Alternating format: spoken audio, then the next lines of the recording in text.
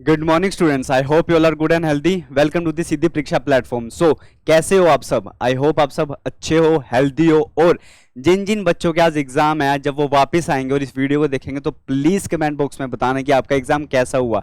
ठीक है, because I trust you, आप भी अपने आप को ट्रस्ट करो। और मैं हमेशा एक बात बोलता हूं, that human have ability to do everything. ये तो सिर्फ एग्जाम है, निकल जाएगा। और जिन जिन बच्चों के स्लॉट कल हैं या फिर परसों हैं या फिर और उससे अगले दिन है, वो इस वीडियो को रेफर कर सकते हैं, क्योंकि ये है बिल्कुल करंट ओरिएंटेड वीडियो। देखो, हुआ क्या था कि मैराथन सेशन का मेन मतलब यही था कि मैराथन सेशन में हम आपको कंप्लीट रिवाइज करवाते हैं पिछले 6 मंथ का। ठीक है, अब उसका मेन मोटिव यही था। मेरा डेली का काम क्या है कि आपको अप टू डेट रखना। अप टू डेट आपको क्यों रखना? क्योंकि डेली करंट मैं आपको प्रोवाइड करता हूं, और डेली करंट प्रोवाइड होने से आप अप टू डेट रहते हो। सेकेंडली, आपकी क्लैरिटी कॉन्सेप्ट को लेकर इंक्रीज होती है। ठीक है, अब एक बात मैं वीडियो की स्टार्टिंग में आपको बता देना चाहता हूं, डेट सीयूईटी प्लस सीएपीएफ या फिर और भी कोई गवर्नमेंट एग्जाम से रिलेटेड आप इस वीडियो को रेफर कर सकते हो, क्योंकि करंट 70% सेम ही रहता है। बट थोड़ा सा चेंजेस क्या हो जाते हैं कि जैसे जैसे एग्जाम का लेवल इंक्रीज होता है, सो करंट अफेयर वही रहता है, बट कितना उसके इन डीप जाके हमें पढ़ना है वो बदल जाता है। ठीक है, बाकी सब सेम रहता है। ठीक है, अब वापस वीडियो पे आते हैं। अब डेली जो करंट अफेयर की सीरीज मैं आपको प्रोवाइड करता हूं, डेली करंट अफेयर की, उसमें होती है कॉन्सेप्ट की क्लैरिटी आपकी। जब आप कॉन्सेप्ट को क्लियर कर चुके हैं, अब उस कॉन्सेप्ट को पढ़ के एग्जाम में कैसे अप्लाई करना है, इसको देखते हुए मैं लास्ट में आपको एक क्वेश्चन भी प्रोवाइड करवाता हूं। आज भी प्रोवाइड करूंगा, पिछले वीडियोज में भी प्रोवाइड करवाता था। ठीक है, मैराथन से अलग। अब क्वेश्चन करने का मतलब क्या है? मेन मोटिव क्वेश्चन का यही है, याद रखना बच्चा, कॉन्सेप्ट पढ़ लो, क्वेश्चन तो आएगा पेपर में। अब आपको मैं सिखाता हूं कि पावर ऑफ सॉल्विंग क्वेश्चन क्या होता है, क्योंकि क्वेश्चन को अगर सोल्व करने की पावर आपको पता लगी ना, सो आपका कॉन्फिडेंस, आपका क्या कॉन्फिडेंस इंक्रीज होगा। अब कॉन्फिडेंस इंक्रीज होकर क्या हो जाएगा? कॉन्सेप्ट की क्लैरिटी होगी, क्वेश्चन हो गया, दोनों होने के बाद आपको एक ओवरऑल क्लैरिटी मिलेगी।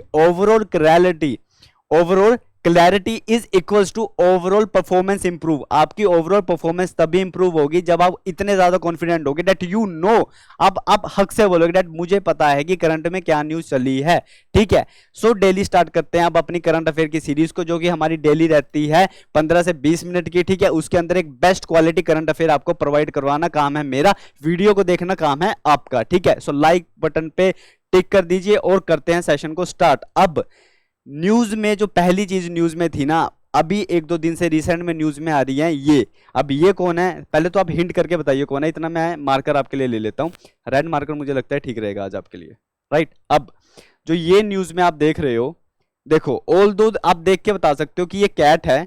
ठीक है, बट इनके स्किन देखिए आप, स्किन पैचेस से इसको देख के पता लग रहा है कि ये है एलसी। एलसी मतलब कि लेपर्ड कैट। सो लेपर्ड कैट न्यूज में इसलिए थी क्योंकि रिसेंटली लेपर्ड कैट को फर्स्ट टाइम, कहां पे? फर्स्ट टाइम पेच टाइगर रिजर्व, जो कि महाराष्ट्र है, वहां पे इसको फर्स्ट टाइम देखा गया। अब न्यूज सिर्फ इतनी थी, एग्जाम में ये नहीं पूछा जाएगा।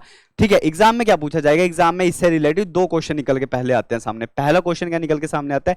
मेरा सेशन ध्यान से सुनना, क्योंकि क्वेश्चन इन्हीं जो मैं पढ़ा रहा हूं ना, इसी में से क्वेश्चन दूंगा आपको क्लास के एंड में, जिसका आंसर आपको देना है। राइट, अब न्यूज में से क्या इंपॉर्टेंट निकल के आता है? पहला क्वेश्चन पूछा जा सकता है कि जो पेच टाइगर रिजर्व है, जो कि पेच नेशनल पार्क भी है, वो कहां पे है? पहला क्वेश्चन ये निकल के आता है। दूसरा क्वेश्चन जो निकल के आता है आपके सामने, ये आता है कि आईयूसीएन स्टेटस क्या है किसका? लेपर्ड कैट का। अब आईयूसीएन से रिलेटेड जो ये क्वेश्चंस है ना, ये यहां तक यूपीएससी के एग्जाम्स में भी देखे गए हैं। सो ये क्वेश्चन दोनों इंपॉर्टेंट निकल के आते हैं। अब लेपर्ड कैट से रिलेटेड जो भी इंपॉर्टेंट है, न्यूज से रिलेटेड जो भी इंपॉर्टेंट है, वो कवर करते हैं। ठीक है, सो पहली न्यूज तो वही है जो कि मैंने आपको बता दिया कि लेपर्ड कैट को स्पॉट किया गया कहां पे? महाराष्ट्र के पेंच टाइगर रिजर्व में। अब पेंच टाइगर रिजर्व को कैसे याद रख सकते हो? ये क्लेम किया जाता है कि जो पेंच टाइगर रिजर्व है ना, ये वो टाइगर रिजर्व या फिर वो नेशनल पार्क है जहां पे जो पुरानी स्टोरीज आपने मोगली की सुनी होगी। ठीक है, जंगल का राजा नहीं, मोगली मोगली करके एक कार्टून भी आता था। राइट, अब बोला ये जाता है कि जो पेंच है टाइगर रिजर्व है या फिर पेंच नेशनल पार्क है, मैं नेशनल पार्क से इसको बोलूंगा क्योंकि ये नेशनल पार्क था पहले, बाद में इसको टाइगर रिजर्व बना दिया गया। राइट, अब पेंच बोला जाता है कि इस पेंच नेशनल पार्क में मोगली जो था, जो वो कैरेक्टर था, अगर वो रियल है तो वो इसमें है, जो उसकी शूटिंग है, जो भी सब कुछ है, इसमें है। सो जो मोगली है ना, पेंच टाइगर रिजर्व को मोगली से रिलेट किया जाता है। ठीक है, सो आप मोगली से याद कर सकते हो कि Mowgli is equals to Pench tiger reserve या फिर पेंच नेशनल पार्क। ठीक है, अब आते हैं क्वेश्चन पे। पेंच जो नेशनल पार्क है, ये 2 स्टेट के अंदर आता है। पहला नेशनल पार्क जो कि 2 स्टेट में कवर होता है, ठीक है। ऑप्शंस में आपको दोनों अगर आए तो फिर नीचे ऑप्शन होगा बोथ ए एंड बी या फिर कुछ ऐसे करके। वो कौन सी स्टेट्स है? वो स्टेट्स है महाराष्ट्र और एमपी। मध्य प्रदेश और महाराष्ट्र दोनों स्टेट्स में नाम आता है किसका? पेश टाइगर रिजर्व का। अब लोकेशन बेस्ड क्वेश्चन हो गया। लेपर्ड कैट पे आते हैं। अब जो ये लेपर्ड कैट है ना, ये बिलोंग करती है फेलिडाइड फैमिली से। अब फेलिडाइड फैमिली क्या होता है? फेलिडाई फैमिली वो होती है, इस फैमिली से लेपर्ड, आपके आप देख सकते हो ना, लेपर्ड, आपके टाइगर, आपके चीता, ये सब जितने ज्यादा ये कैट, जो ये कैट एनिमल्स है ना, लेपर्ड हो गया, चीता हो गया, ये सब के सब बिलोंग करते हैं फेलिडी फैमिली से। सिमिलरली लेपर्ड कैट भी किस फैमिली से बिलोंग करती है? फेलिडी फैमिली से। अब ये वाइडली स्प्रेड है। वाइडली स्प्रेड मतलब कि ये बहुत ज्यादा जगहों पे पाई जाती है, जैसे कि ये आप रशिया में भी देखने को मिल सकती है, ये चाइना में भी देखने को मिल सकती है, चाइना के कुछ एरियाज में जैसे नॉर्दर्न एरियाज में, ऐसे ये पाकिस्तान में भी देखने को मिल सकती है। सिमिलरली ये इंडियन सब कॉन्टिनेंट में भी देखने को मिल सकती है, क्योंकि अभी तो हमने बताया ना कि ये फर्स्ट टाइम कहां देखी गई है? पेश टाइगर रिजर्व के अंदर। अब ये एक नोचुनल कार्निवोरस है। अब नोचुनल क्या होता है? अगर आपको पता है तो आप मुझे कमेंट बॉक्स में लिख के बताइए कि यस सर मुझे पता था कि नोचुनल एनिमल क्या होता है। नहीं पता तो मैं आपको बताता हूं कि नोक्टुनल का मतलब होता है वो एनिमल जो रात में जगते हैं, NIGHT नाइट। अब नोक्टुनल का मतलब होता है जो रात को जगने हैं। जो लेपर्ड कैट है ना, ये एक नोक्टुनल कार्निवोरस है। कार्निवोरस का मतलब होता है वो जो फीड करते हैं किस पे? अदर एनिमल्स के ऊपर। जो मतलब वो हर्बीवोरस नहीं होते, वो कार्निवोरस होते हैं, वो दूसरे एनिमल्स को खाते हैं, ठीक है। अब ये कार्निवोरस है और ये नोक्टुनल है। नोक्टुनल का मतलब होता है वो एनिमल जो रात को जगते हैं, मतलब रात को ये रात को शिकार करती है, फिर रात को जगने वाली ये एनिमल है, ठीक है। ये डे एनिमल नहीं है, ये नाइट एनिमल के तौर पे आती है, ठीक है। अब सेकंड मोस्ट इंपॉर्टेंट ये है यहाँ पे IUCN स्टेटस। अब इस पे स्टार मार्क कर लो, ठीक है। बनाने को पीपीटी में लेपर्ड कैट पे बहुत ज्यादा पीपीटी बना सकता हूं और आपको बता भी सकता हूं कि लेपर्ड कैट ये है, इस एरिया में पर्टिकुलरली इस जगह पे प्रेजेंट होती है, बट एग्जाम में सब कुछ नहीं पूछा जाएगा। एग्जाम कहां से आएगा? क्वेश्चन यहीं से क्वेश्चन बनेगा। सो जो लेपर्ड कैट है इसका जो IUCN स्टेटस है वो है लीस्ट कंसर्न। लीस्ट कंसर्न मतलब कि IUCN स्टेटस में, IUCN में हमें देखा जाता है कि जो मतलब कैटेगरीज होती है वो होती है जैसे कि रेड लिस्ट में आ गया, कोई थ्रेटन्ड में आ गया। सो ये है लीस्ट कंसर्न। लीस्ट कंसर्न मतलब इसकी अच्छी खासी पॉपुलेशन है, इस एनिमल की जो स्पीशी है इस पे कोई भी, इस पे लेपर्ड कैट पे कोई भी थ्रेट नहीं है, इसकी अच्छी खासी पॉपुलेशन है, इसलिए IUCN ने इसको लीस्ट कंसर्न कैटेगरी में डाला गया है, ठीक है। अब ये टॉपिक हमारा कवर हो चुका है, दोबारा से रिवाइज करवा देता हूं, ठीक है। लेपर्ड कैट का IUCN स्टेटस क्या है? लीस्ट कंसर्न स्टेटस है। कहां पे देखी गई है? देखी गई पेंच टाइगर रिजर्व में। पेंच टाइगर रिजर्व कहां पे है? पेंच टाइगर रिजर्व महाराष्ट्र में है। और जो ये पेंच नेशनल पार्क है ये 2 स्टेट्स के अंदर आता है, MP में भी आता है और महाराष्ट्र में भी आता है। ये आपके लिए जानना मोर देन इनफ है। नेक्स्ट टॉपिक पे चलते हैं। अब इनको देख के आपको क्या लग रहा है कि ये क्या है? बताइए मुझे। सो बेसिकली मैं बता देता हूं कि जो ये होल्स है ना, ये बड़े बड़े जो ये छोटे छोटे माउंटेन्स है ना, उसके अंदर ये होल्स बनाए गए हैं। और जो आप ये होल्स देख रहे हो ना, क्या नहीं लग रहा आपको कि ये थोड़ा रैट की तरह लग रहे हैं? जैसे कि ना चूहों ने ये होल कर दिए हों, लाइक ये रैट होल की तरह नहीं लग रहे? अब हाँ, ये लग तो रैट होल की तरह रहे हैं। I think the marker is not visible to you, wait a minute. हाँ, अब लग तो ये रैट होल की तरह रहे हैं, लग तो ये रैट होल की तरह रहे हैं, बट एक्चुअली में ये रैट होल्स हैं, बट ये वो रैट होल्स हैं जो रैट ने नहीं बल्कि ह्यूमन ने बनाए हैं। मतलब ये कि मेघालय के अंदर, ऑल दो मेघालय के अंदर क्या हुआ है कि मेघालय में रैट माइनिंग होती है। क्या होती है? रैट माइनिंग होती है, रैट होल माइनिंग, ठीक है। अब ह्यूमंस भी रैट होल की तरह, देखो आप इसके नाम पे जाइए, अब इसके अंदर सिर्फ 2 ही चीज इंपॉर्टेंट निकल के आती है, बट कॉन्सेप्ट को समझो, ठीक है। अब एक माउंटेन आपके सामने, माइनिंग करने के लिए जो एक ये चीप मेथड है जिसमें human as a labour use होता है। ह्यूमन पहाड़ को ऐसे रैट होल की तरह काटता है, वो उसको लेटरल भी काट सकता है, सर्कुलर वे में भी काट सकता है, वो डिपेंड करता है कि वो किस टाइप की माइनिंग वहां पे हो रही है। अब उस पहाड़ को इस तरह से काटा जाता है। अब ह्यूमन इसके अंदर एंटर करेगा, आप देख सक रहे हो ऐसे डिफिकल्ट सिचुएशन में अपनी, कहता हूं ना मैं, ये लाइफ थ्रेट है, ये अपने लाइफ को दिक्कत में डाल के, ये क्योंकि क्या होता है ना, कि इंसान को पैसे चाहिए होते हैं बेसिकली, अब वो कोई भी काम करेगा। अब लाइफ को थ्रेट में डाल के ये इस रैट होल की गुफा में जाते हैं, रैट होल की गुफा में जाके ये माइनिंग करते हैं, कलेक्ट करते हैं जो भी जिस टाइप की वो है, जैसे कि कोल हो गया, ये कलेक्ट करते हैं वहां पे, कलेक्ट करके वापस आते हैं। और देखा गया है कि रैट होल माइनिंग की वजह से बहुत से लोगों की जान भी गई है। इसी को देखते हुए 2014 में, इसी चीज को देखते हुए 2014 में जो 2014 में क्या हुआ था, 2014 में ये बैन कर दिया गया था नेशनल ग्रीन ट्रिब्यूनल ने। अब एक ट्रिब्यूनल है, ट्रिब्यूनल हम बोल सकते हैं कि एक कोर्ट है बेसिकली, ठीक है, एक सब कोर्ट है, जैसे कि सुप्रीम कोर्ट, हाई कोर्ट होते हैं ना, ऐसे ही कुछ छोटी छोटी चीजों को देखने के लिए ट्रिब्यूनल्स खोल दिए जाते हैं। अब ग्रीन ट्रिब्यूनल का मतलब होता है, ग्रीन का मतलब होता है इन्वायरमेंट। अब ये वो छोटा कोर्ट है जो इन्वायरमेंट से रिलेटेड, अगर कोई भी कहीं पे भी इन्वायरमेंट से रिलेटेड कुछ भी डिस्प्यूट होगा या फिर कोई भी इन्वायरमेंट को पोल्यूट करने के लिए कोई भी एक्टिविटीज की जाएंगी, सो ये ट्रिब्यूनल छोटे लेवल पे केस को हैंडल करेगा। अगर वो बहुत ही ज्यादा हाई लेवल पे केस चला गया तो वो क्या चाहेगा, सुप्रीम कोर्ट पे जा सकता है, ठीक है। इसीलिए ट्रिब्यूनल्स को सेटअप किया जाता है। अब इस ट्रिब्यूनल में कंप्लेंट आई थी, किसको लेके आई थी, ये क्या कहते हैं, रेड होल्स को लेके आई थी कि रेड होल्स बहुत ही ज्यादा थ्रेट है, इन पहले तो इन्वायरमेंट के लिए थ्रेट है, दूसरा ह्यूमन लाइफ के लिए भी थ्रेट है। फिर भी ये एक्टिविटी परफॉर्म की जा रही है, कहां पे सबसे ज्यादा परफॉर्म की जा रही है, मेघालय के अंदर। कहां पे परफॉर्म की जा रही है सबसे ज्यादा, मेघालय के अंदर, बहुत ही ज्यादा कॉमन है। 2014 में बैन करने के बाद भी मेघालय में ये प्रैक्टिस अभी भी की जा रही है, और ये प्रैक्टिस बिल्कुल ही अनरेगुलेटेड है। कोई भी बॉडी, कोई भी ऑर्गेनाइजेशन इसको रेगुलेट नहीं करती। अनरेगुलेटेड इलीगल एक्टिविटीज हैं, ये अभी भी मेघालय में टेक प्लेस कर रही हैं, ठीक है। ये न्यूज में इसलिए था क्योंकि इस पे अभी भी कोर्ट के अंदर सीटिंग बैठी हुई है, और कोर्ट अपनी तरफ से ये देख रहे हैं कि बेसिकली ये अभी भी क्यों एक्टिविटीज परफॉर्म की जा रही है बैन करने के बाद भी, ठीक है। बट आपको क्या जानना है कि 2014 में नेशनल ग्रीन ट्रिब्यूनल ने इसको बैन कर दिया था, मेघालय में सबसे ज्यादा टेक प्लेस करती है, और ये एक अनरेगुलेटेड एक्टिविटी है।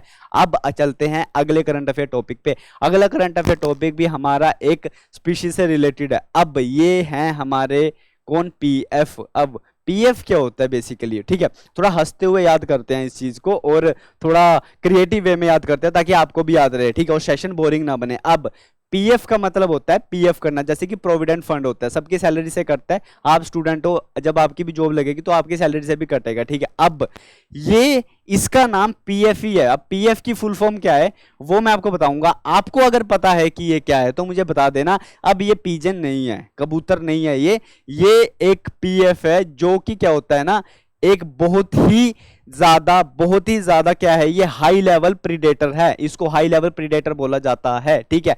अगर इसको हिंदी में मैं बोलूं तो इन कैटेगरीज को बोल देते हैं लोग कि ये चील है। सो बेसिकली ये एग्जैक्टली चील नहीं है, इसका जो नाम है प्रॉपरली, इसका नाम है पेरिजिन फैल्कोन। क्या नाम है इसका, फैल्कोन। फैल्कोन के नाम से इसको लोग जानते हैं। इसका फर्स्ट नेम जो है ना काफी लोग भूल जाते हैं, बट सेकंड नेम से इसको जाना जाता है कि ये क्या है, फैल्कोन। ये है एक फैल्कोन। अब फैल्कोन न्यूज में आई है, फैल्कोन न्यूज में आई है। अब क्यों आई है फैल्कोन न्यूज में, क्योंकि क्या है ना, मद्रास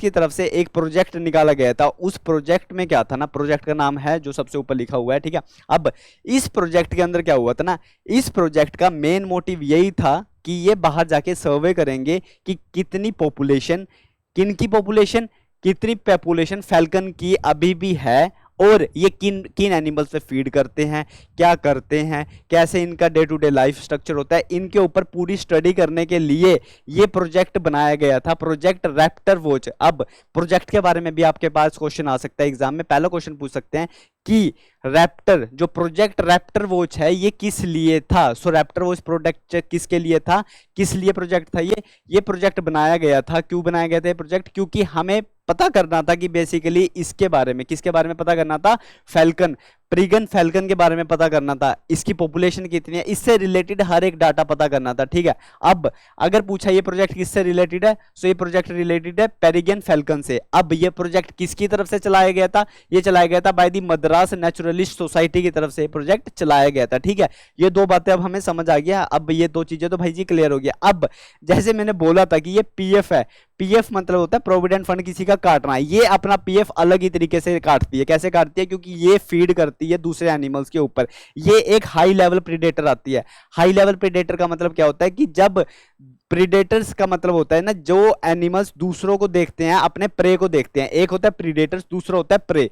प्रे का मतलब होता है कि दूसरा बंदा बैठ के प्रे कर रहा है कि मुझे बचा ले, किससे बचा ले, प्रीडेटर से बचा ले, ऐसे आप याद रख सकते हो। प्रीडेटर एक हाई लेवल होता है, प्रीडेटर फीड करता है प्रे पे, अब प्रीडेटर अपने प्रे पे फीड करता है, ठीक है। अब ये हाई लेवल प्रीडेटर होता है जो कि छोटे छोटी जो बर्ड्स होती हैं, छोटे छोटे से जो छोटे छोटे एनिमल्स होते हैं उन पे जो अपनी इसकी कैपेसिटी है उन पे ये फीड करता है और वहां से अपना क्या होता है, ये खाना चुराता है, ठीक है। अब ये फाइंड होता है हर एक कॉन्टिनेंट में। ये क्वेश्चन, ये वाली लाइन बहुत इंपॉर्टेंट है, स्टार मार्क कर लीजिए, क्योंकि आपसे पूछा जा सकता है कि जो ये फैल्कन है ये कहां कहां पे प्रेजेंट होता है। सो बेसिकली फैल्कन हर जगह देखा जाता है नॉर्मल तरीके पे, बट सिर्फ एक जगह फैल्कन नहीं देखा जाता। कहां पे नहीं देखा जाता, अंटार्कटिका के अंदर। सो ये स्टार मार्क है, याद कर लीजिए, अपने नोटबुक में पॉइंट लगा लीजिए कि फैल्कन बेसिकली हर कॉन्टिनेंट में प्रेजेंट होता है, but except what, Antarctica, Antarctica पे प्रेजेंट ये नहीं होता। नेक्स्ट हम जाते हैं, तो ये एक एक्टिव ड्यूरिंग डे एनिमल है। हमने पढ़ा था लेपर्ड कैट क्या है, एक रात का एनिमल है, बट जो फैल्कन है, फैल्कन क्या है, एक्टिव रहता है डे टाइम में। सो ये डे टाइम में एक्टिव रहता है, सो ये डे एनिमल, सो ये डे हो गया। अब आईयूसीएन स्टेटस क्या है, लीस्ट कंसर्न। अब आज के दिन मैंने आपको दो इंपॉर्टेंट स्पीशीज के बारे में बताया। पहला बताया एक मैमल के बारे में, कौन था वो, लेपर्ड कैट था। वो लेपर्ड कैट के बारे में मैंने बताया, आईयूसीएन स्टेटस क्या है उसका, लीस्ट कंसर्न। दूसरा मैंने बताया फैल्कन के बारे में, फैल्कन का भी आईयूसीएन स्टेटस क्या है, लीस्ट कंसर्न। ऐसे आपको चीजों को याद रखना है। अब एक लेक्चर मेरा आज का निकला, एक लेक्चर में जो दो स्पीशीज इंपॉर्टेंट थी न्यूज में, दोनों के आईयूसीएन स्टेटस लीस्ट कंसर्न है, ऐसे आपको याद रखना है, ठीक है। अब नेक्स्ट हम देखते हैं, ये हाई लेवल प्रीडेटर है, हम पढ़ चुके हैं इसके बारे में। उसके बाद ये प्रेफर करते हैं कि ये एक हैबिटेट ओपन ग्रासलैंड में रहे। क्योंकि फैल्कन, क्योंकि ऊपर हवा में उड़ता है। अब अगर फैल्कन हवा में उड़ रहा है, सो आप एक बात बताइए, अगर लंबे लंबे ट्रीज है, लंबे लंबे फॉरेस्ट है, सो फैल्कन अपने प्रे पे, अपने जिस पे वो फीड करता है, तो उस पे कैसे फीड करेगा, उसके लिए कंफर्टेबल नहीं होगा। सो जो ग्रासलैंड्स होती है ना, ग्रासलैंड्स लाइक एक खुला एरिया होता है जहां पे छोटी छोटी घास होती है। सो फैल्कन जब ऊपर से आता है, ये देखिए आप देख सकते हो यहाँ पे, फैल्कन जब ऊपर से देखता है अपने प्रे को, सो ये आराम से फीड कर चुके, इसीलिए ये कहाँ पे रहना पसंद करता है, ये पसंद करता है ग्रासलैंड्स में रहना, ठीक है। सो ये कहाँ पसंद करता है रहना, ग्रासलैंड्स में। आई होप ये क्लियर हो जाए। अब फैल्कन से रिलेटेड इससे बार क्वेश्चन नहीं आएगा, इसकी गारंटी मैं लेता हूं। क्यों मैं गारंटी ले रहा हूं, क्योंकि आप खुद देखिए क्या है जो हमने कवर नहीं किया। फैल्कन देख लिया, फैल्कन का आईयूसीएन स्टेटस देख लिया, साथ में ये भी देख लिया ये न्यूज में क्या आता है, एक प्रोजेक्ट है जो इससे रिलेट करता है, वो भी हमने देख लिया। प्रोजेक्ट किसने निकाला, मद्रास नेशनल सोसाइटी ने निकाला, ये भी देख लिया। और इसी के साथ चलते हैं अगले टॉपिक पे। अब जो ये मेरे पीछे एक बिल्डिंग देख रहे हो ना, बिल्डिंग नहीं है ये, बहुत ही बड़ा ये देख रहे हो, सो ये इंपॉर्टेंट है आज के लिए, जो कि आपने थंबनेल पे भी देखा था लिखा हुआ कि कार्बन को कन्वर्ट कर दिया गया किसके ऊपर, स्टोन के अंदर। कार्बन को कन्वर्ट कर दिया किसमें, स्टोन के अंदर। अब एक बहुत ही बड़ा प्लांट खुला है, कहां पे, लोकेशन आपको जानना जरूरी है। एग्जाम में आपसे इसकी कैसी प्रोसेस काम करती है ये नहीं पूछा जाएगा। एग्जाम में आपसे ये नहीं पूछा जाएगा कि भाई साहब यहाँ पे जो बिल्डिंग्स लगाई है ना, इसमें कौन सा मटेरियल यूज किया गया है, ठीक है, ये नहीं पूछा जाएगा। सो आपसे एग्जाम में पूछा क्या जाएगा, आपसे एग्जाम में सिर्फ यही पूछा जाएगा कि लार्जेस्ट, ये जो ऊपर लिखा है ना, ये चीज आपको याद रखनी है। क्या याद रखनी है कि जो लार्जेस्ट कार्बन डाइऑक्साइड कैप्चर और स्टोर करने वाली एक फैसिलिटी खुली है, मतलब कि एक प्लांट खुला है। सो जो लार्जेस्ट पूरे वर्ल्ड के अंदर जो लार्जेस्ट कार्बन को स्टोर करने वाला प्लांट जो खुला है वो कहां पे खुला है, आइसलैंड में खुला है। अब ये चीज आपको याद रखनी है। प्लांट का नाम क्या है, प्लांट का नाम है आपका ममोथ कार्बन कैप्चर प्लांट। प्लांट का नाम क्या है, ममोथ। मोथ को हम याद रख सकते हो ओथ लेना, मतलब आज से हम ओथ लेते हैं कि जितने भी कार्बन इन्वायरमेंट में है हम उस कार्बन को कैप्चर करके इन्वायरमेंट को क्लीन करेंगे, ये हम ओथ लेते हैं। सो आप इसको ऐसे याद रख सकते हो कि वो ओथ लेते हुए, ओथ ऐसे लेते हैं ना, सो वो ओथ लेते हुए एक मैन ने ओथ ली, सो मम से याद रख सकते हो। सो ममोथ कार्बन कैप्चर प्लांट है, ये कहां पे खुला है, आइसलैंड में खुला है। अब एक और प्लस पॉइंट मैं आपको बताता हूं कि ये लार्जेस्ट प्लांट है, अभी इंस्टॉल, मतलब अभी थोड़े से टाइम में क्या हो जाएगा, वर्किंग में आ जाएगा, ये लार्जेस्ट है। अब जो इससे पहले जो लार्जेस्ट प्लांट था उसका नाम था ओरका, उसका नाम था ओरका, ORCA। अब ये ओरका प्लांट भी कहां पे था, ये ओरका प्लांट भी आइसलैंड में था। मतलब जो इससे पहले वर्ल्ड का लार्जेस्ट कार्बन कैप्चर प्लांट था उसका नाम ओरका था, वो भी कहां था, आइसलैंड में ही था। सेकेंड लार्जेस्ट जो खुला है, जो अब सेकंड लार्जेस्ट को जो फर्स्ट लार्जेस्ट हो गया वो भी कहां है, ओरका में। सो फर्स्ट लार्जेस्ट और सेकंड लार्जेस्ट दोनों के दोनों जो कार्बन कैप्चर प्लांट है वो कहां पे खुले हैं, आपके आइसलैंड के अंदर खुले हैं।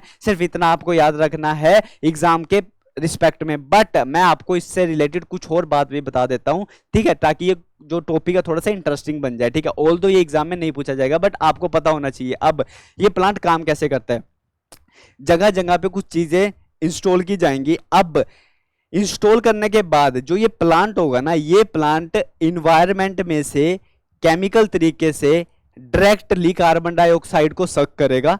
कार्बन डाइऑक्साइड को सक करने के बाद उस कार्बन डाइऑक्साइड को अंडरग्राउंड लेके जाया जाएगा और कुछ ऐसी कंडीशंस क्रिएट की जाएंगी, उन कंडीशंस के अंदर उस कार्बन डाइऑक्साइड को स्टोन में कन्वर्ट किया जाएगा और स्टोन में कन्वर्ट करके हम उसको लॉन्ग ड्यूरेशन तक वहां पे रख सकते हैं।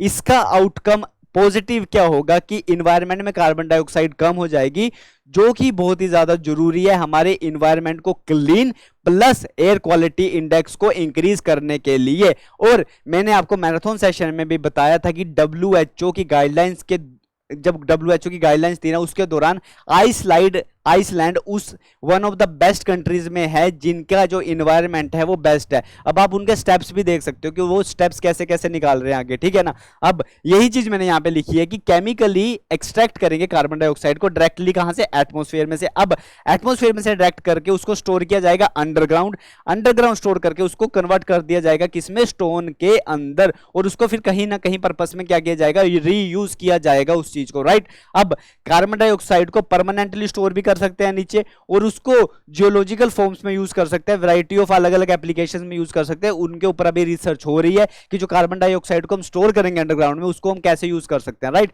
उसके ऊपर क्या हो रही है, अभी रिसर्च हो रही है। अब जैसे कि हर क्लास में हम एक मीम को लेके चलते हैं, ठीक है, क्योंकि जो स्टूडेंट्स कंटिन्यू क्लास लगा रहे हैं उनको पता है कि हंसना भी जरूरी है लाइफ में, ठीक है, पढ़ना जरूरी है, हंसना जरूरी है, ठीक है। अब मॉस्किटो कह रहा है बाइट मी, ठीक है, मॉस्किटो कह रहा है बाइट मी, ठीक है। अब ये तो उल्टा ही हो गया भाई जी। अब ये पढ़ लेते हैं, mosquitoes are like exam. Mosquitoes basically exam की तरह है। कैसे एग्जाम की तरह है, क्योंकि दोनों के दोनों अनोइंग होते हैं, राइट। मॉस्किटोज बहुत ही ज्यादा अनोइंग होते हैं कसम से। पहली अनोइंग बात तो वो ये करते हैं कि बेसिकली काट लेते हैं और अलग अलग सी बीप टाइप साउंड देते हैं। सेकेंडली वो अनोइंग इसलिए देते हैं क्योंकि अगर एक सही टाइप का मॉस्किटो आगे आपको काट गया ना, तो बेसिकली आपको डेंगू भी हो सकता है।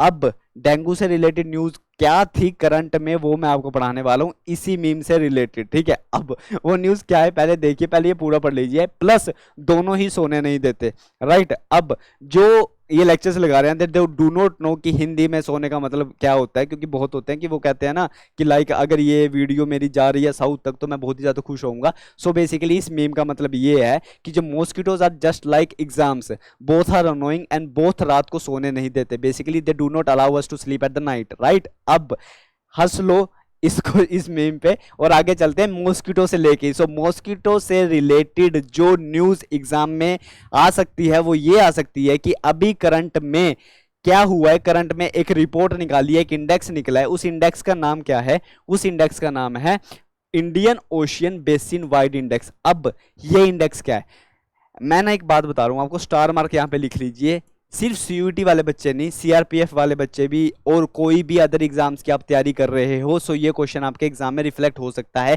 कैसे रिफ्लेक्ट होगा ये मैं बताता हूं। आपसे सीधा पूछा जाएगा कि जो ये रिपोर्ट है ना, जो ये इंडेक्स है, इस इंडेक्स का मतलब क्या है, मतलब ये इंडेक्स जब कैरिड आउट करता है, सो ये इंडेक्स क्या रिपोर्ट्स पब्लिश करता है। ऑप्शंस में आपसे पूछा जा सकता है, क्योंकि ये इंडेक्स का नाम अलग है और ये जो कैलकुलेट करता है चीज वो बिल्कुल ही अलग है। इंडेक्स का नाम देखिए इंडियन ओशियन, इंडेक्स का नाम क्या है, Indian ocean basin wide index. अब इंडेक्स का काम क्या है वो पढ़ते हैं। ये जो इंडेक्स है ना, ये रिप्रेजेंट करता है कि एवरेज सी सरफेस का टेम्परेचर में कितनी वेरिएशन आ रही है। आपको मैं पहले बता देता हूं, उसके बाद पीपीटी पे जाता हूं। ये इंडेक्स कैरिड आउट करता है कि इंडियन ओशियन के टेम्परेचर में कितना ज्यादा हलचल हो रही है और कितना ज्यादा वहां पे टेम्परेचर वेरिएशन देखी जा रही है, क्योंकि उस टेम्परेचर वेरिएशन से ये इंडेक्स ये फाइंड आउट करता है कि किस एरिया में, किस कंट्री में, किस जगह पे जो डेंगू है उसका एम्पलीट्यूड इंक्रीज हो रहा है या डिक्रीज हो रहा है। So basically this report is in itself related to what, it is related to dengue. It is related to dengue. So ये डेंगू से रिलेटेड रिपोर्ट है, बल्कि रिपोर्ट में कहीं पे भी डेंगू का नाम यूज नहीं हुआ। सो इसलिए बच्चे एग्जाम में कंफ्यूज हो जाते हैं, राइट। अब ये रिपोर्ट क्या करती है, चेक करती है इंडियन ओशियन में, वो तो रिपोर्ट से पढ़ रहा है, पता चल रहा है इंडियन ओशियन में क्या चेक करती है, टेम्परेचर कितना है, कितनी वेरिएशन टेम्परेचर की हो रही है। और ये इंडेक्स एक्ट करता है as dengue alarming. Dengue alarming कैसी, क्योंकि इस इंडेक्स से पता लग जाता है कि पर्टिकुलर किस कंट्री में, किस रीजन में, किस जगह पे डेंगू इंक्रीज कर रहा है। अब मैं आपको इस रिपोर्ट में यह भी बताऊंगा कि बेसिकली ये रिपोर्ट क्या करती है। ये रिपोर्ट सर्वे करती है नॉर्दर्न हेमिस्फीयर और सदर्न हेमिस्फीयर दोनों को, नॉर्दर्न हेमिस्फीयर को भी करती है, सदर्न हेमिस्फीयर को भी करती है। आपको पता है कि ज्यादातर कंट्रीज जो हैं, ज्यादातर कॉन्टिनेंट की जो लैंडमार्क है, जो लैंड एरिया है, वो नॉर्दर्न हेमिस्फीयर में ज्यादा है, ठीक है। अब सदर्न हेमिस्फीयर में कम कंट्रीज है, कम लैंड एरिया, जैसे कि ऑस्ट्रेलिया होगी, न्यूजीलैंड होगी, वो सदर्न में हेमिस्फीयर में प्रेजेंट होती है, वो नॉर्दर्न हेमिस्फीयर में नहीं प्रेजेंट होती। ये इंडेक्स दोनों हेमिस्फीयर को क्या करता है, ये दोनों हेमिस्फीयर को ये देखता है, स्टडी करता है, और स्टडी होने के बाद ये बताता है कि नॉर्दर्न हेमिस्फीयर में एक साल की ड्यूरेशन होती है 12 मंथ की, एक साल की ड्यूरेशन होती है 12 मंथ की। ध्यान से सुनना, एक साल में 12 महीने होते हैं, उन 12 महीनों में से इस रिपोर्ट ने यह बताया है कि जो नॉर्दर्न हेमिस्फीयर है, उस हेमिस्फीयर में, नॉर्दर्न हेमिस्फीयर है ना, उस हेमिस्फीयर में किस मंथ में, जुलाई से लेके अक्टूबर तक। सो नॉर्दर्न हेमिस्फीयर में जुलाई से लेके अक्टूबर तक सबसे ज्यादा डेंगू होने के चांसेस होते हैं, सबसे ज्यादा मॉस्किटोज प्रेजेंट होते हैं। किन मंथ्स में, जुलाई, अगस्त, सितंबर, इन 3 महीनों में सबसे ज्यादा। और अगर सदर्न हेमिस्फीयर की बात की जाए तो सदर्न हेमिस्फीयर में इसने बोला फरवरी से लेके अप्रैल तक, फरवरी, मार्च और अप्रैल, ये 3 महीने। अब मैं आपको एक चीज बताना चाहता हूं यहां पे, ये कि नॉर्दर्न हेमिस्फीयर में जो गर्मियां हैं वो होती हैं कब, जून, जुलाई, अगस्त, सितंबर, ये समर के मंथ होते हैं ना। ओके ठीक है भैया, समर के मंथ हो गए। ऐसे ही सदर्न हेमिस्फीयर में ऑपोजिट होता है टू द नॉर्दर्न हेमिस्फीयर। जो सदर्न हेमिस्फीयर में, उस हेमिस्फीयर में गर्मियां देखी जाती है जनवरी में, फरवरी में, मार्च में, अप्रैल में। सो यहां से ये कंक्लूड होके आता है कि ये रिपोर्ट आपको ये बताना चाह रही है कि जो मॉस्किटो के केसेस होते हैं, और जो मॉस्किटो होता है, और जब मॉस्किटोज की पॉपुलेशन सबसे ज्यादा इंक्रीज होती है, वो टाइम होता है, वो बेस्ट फेवरेबल कंडीशन होती है समर की। सो आपको अपने आप को समर में ज्यादा प्रोटेक्ट करके रखना पड़ता है, किससे, मॉस्किटो से। ये इस रिपोर्ट ने बताया है, ठीक है। I hope I have made things clear to you. Again मैं रिपीट कर रहा हूं कि कंक्लूड यही हुआ है कि इस रिपोर्ट ने बताया कि समर के अंदर सबसे ज्यादा डेंगू के केसेस देखे जाते हैं, क्योंकि समर एक फेवरेबल कंडीशन है मॉस्किटो के पॉपुलेशन के इंक्रीज होने के लिए। ये इस रिपोर्ट ने बताया है, ठीक है। और इस रिपोर्ट में यह भी पता लगा कि अगर ये इंडेक्स पॉजिटिव निकल के आ रहा है ना, सो जो डेंगू का एम्पलीट्यूड है वो इंक्रीज हो रहा है। क्या हो रहा है, अगर ये पॉजिटिव है तो डेंगू का एम्पलीट्यूड इंक्रीज हो रहा है। ऐसे अगर रिपोर्ट नेगेटिव आती है तो अच्छी बात होती है, और क्योंकि डेंगू का एम्पलीट्यूड जो है डिक्रीज हो रहा है। अब रिपोर्ट के बारे में जान लिया, रिपोर्ट क्या पब्लिश करती है डेंगू के बारे में ये जान लिया, नॉर्दर्न हेमिस्फीयर में, सदर्न हेमिस्फीयर में, दोनों हेमिस्फीयर में जान लिया। साथ के साथ ये भी जान लेते हैं कि डेंगू किस वजह से होता है। सो जो हमारा डेंगू है, हमारा नहीं, बेसिकली डेंगू किसी का भी नहीं है। सो डेंगू क्या है, डेंगू एक डेंगू वायरस की वजह से होता है। डेंगू एक डेंगू वायरस की वजह से होता है, और डेंगू एक पर्टिकुलर मॉस्किटो के काटने की वजह से होता है। उस मॉस्किटो का नाम क्या है, इस फोटो में भी आप पढ़ सकते हो, एडिस एडिस। इस मॉस्किटो का नाम क्या है, एडिस एडिस। क्या नाम है इसका, ए स्क्वेयर। मॉस्किटो एम का mosquito is equals to A square, ठीक है। आप ऐसे याद रख सकते हो, M is equals to A square. क्यों, इसका नाम क्या है, ये एक फीमेल मॉस्किटो है। इस पर्टिकुलर फीमेल मॉस्किटो के काटने की वजह से ही ह्यूमन और कोई भी पर्सन सफर करता है। किससे सफर करता है, डेंगू से सफर करता है। मॉस्किटो का नाम क्या है, एडिस एगियापति, एडिस एगियापति मॉस्किटो के काटने से। अब ये देखो नीचे भी लिखा है, तो जो मोस्ट कॉमन क्या है, ट्रॉपिकल और सब ट्रॉपिकल क्लाइमेट्स। क्योंकि ट्रॉपिकल और सब ट्रॉपिकल क्लाइमेट में क्या होता है, फ्रीजिंग कंडीशंस नहीं होती। जैसे कि रशिया में बहुत ही ज्यादा बर्फ पड़ी हुई है, वहां पे आपको मॉस्किटो देखने को नहीं मिलेंगे। सिर्फ इनके लिए ट्रॉपिकल और सब ट्रॉपिकल रीजन ही सूटेबल होती है। ये थी रिपोर्ट, मॉस्किटो का नाम था ये। इसके साथ सेशन को करते हैं एंड। और I hope I have made things clear to you, और आपको कॉन्सेप्ट की क्लैरिटी हो गई है। क्वेश्चन की क्लैरिटी के लिए मैं आपको एक क्वेश्चन देके जाना चाहता हूं। सो क्वेश्चन मेरा ये है आज का कि जो लेपर्ड कैट है ना, मुझे आज का क्वेश्चन आपको सिर्फ यही देना है, और सबको क्वेश्चन का आंसर करना है जिन जिनको स्पाइडरमैन अच्छा लगता है, ठीक है। अगर आप मार्वल्स के फैन हो और आपको स्पाइडरमैन अच्छा लग रहा है तो आपका आंसर आएगा। मैं समझ जाऊंगा कि जिन्होंने आंसर किया है, मार्वल्स के फैन नहीं भी हो तो कम से कम अपने एग्जाम के तो फैन हो ना। सो इसीलिए आंसर दीजिए मुझे कि लेपर्ड कैट का आयुसियन स्टेटस क्या है, आयुसियन स्टेटस क्या है लेपर्ड कैट का, मुझे कमेंट बॉक्स में आंसर डालिए कि इसका आयुसियन स्टेटस क्या है। क्या ये हाई थ्रेट में है, क्या ये वनरेबल है, या ये लीस्ट कंसर्न है, क्या है आयुसियन स्टेटस किसका, लेपर्ड कैट का। इसी के साथ सेशन को करते हैं कंक्लूड।